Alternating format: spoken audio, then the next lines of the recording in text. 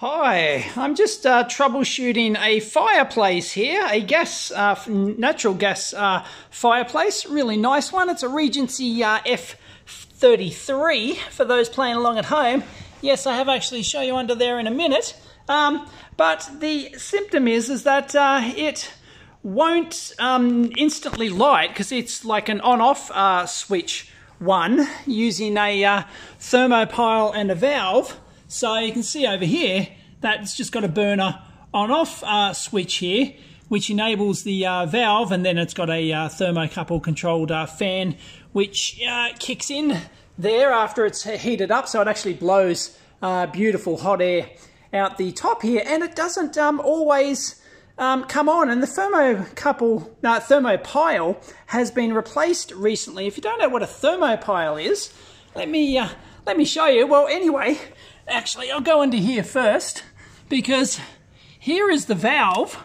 Okay, sorry, I've got a headlamp here. Okay, here's where the gas comes in. Here's the gas inlet connection here, and here's the valve, the gas valve, which then basically switches the gas off and on to the burner inside, and then it's lit by the pilot flame, which we'll see in a minute. And I've just got it on pilot at the moment, but normally set it to on, and then the on-off switch on the side just switches the solenoid inside the, however it works. Now, I've always wanted to open one, but the solenoid inside that gas valve in there, and it's actually, it doesn't require any external voltage. You don't actually have to, well, it does, but it doesn't come from the mains or an internal battery. It comes from what's called a thermopile, and a thermopile generates a small voltage in the order of like 300 to 700 millivolts or thereabouts. I believe that's the most that you can get out of them. And that's enough to actually power the solenoid in here. So we can actually measure between here and here. So I've got the meter here. Let me actually measure this. So here we go. Oh, there and there. I don't know if that's, I think that's around the wrong way, is it? Hang on. All right, trying to do it with one hand. There you go, 500 millivolts. That's pretty schmick.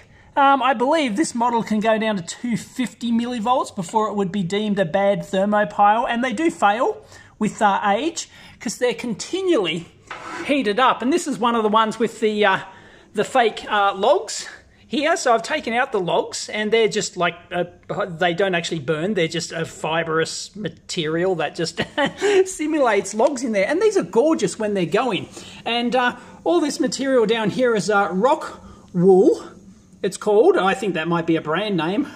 But yeah, it's actually it's kind of like really fine fibrous. Oh, I've got to wash my hands actually. You shouldn't touch this stuff. But yeah, that's what turns the flame from blue, which you can see at the moment, into a nice, beautiful, you know, orange colour. So I've got to replace the rock wool in here as well. That ages as well. But yeah, that's because if you just have a natural gas fireplace without any of the rock wool, you're going to get a blue flame, and that's not very authentic.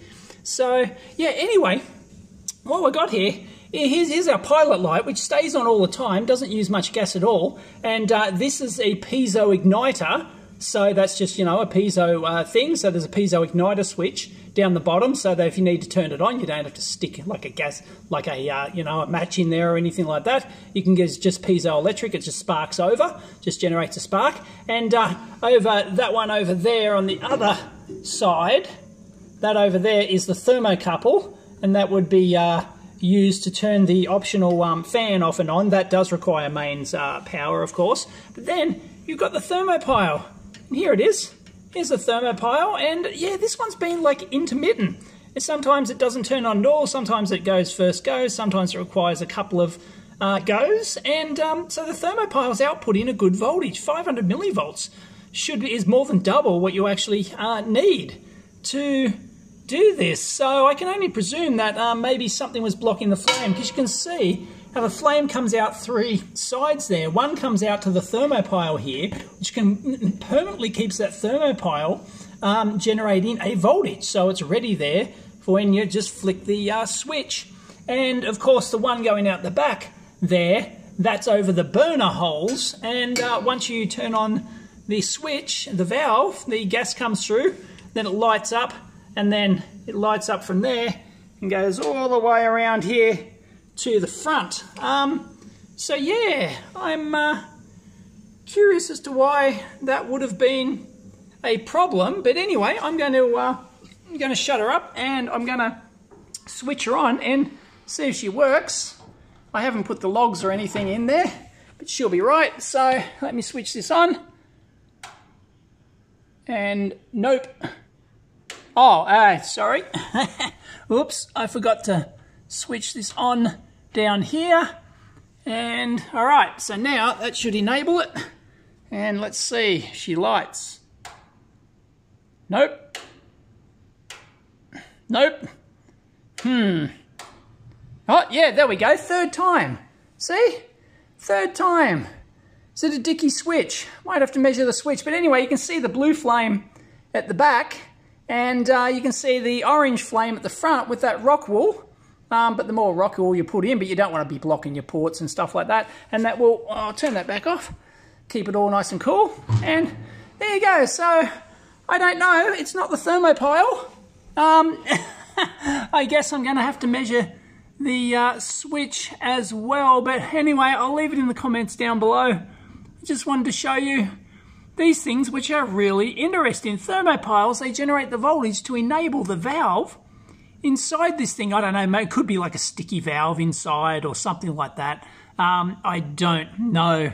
If you do, if you're a fireplace valve expert, gas expert, please leave it in the comments down below. But yeah, it's just very dicky. So I'm not sure why, because the thermopile is getting the voltage, the flames over the burner holes, and yeah, Bob's your uncle. Seems alright, so I'll measure the switch and I'll get back to you, but yeah, leave it in the comments. It's interesting though. Catch you next time.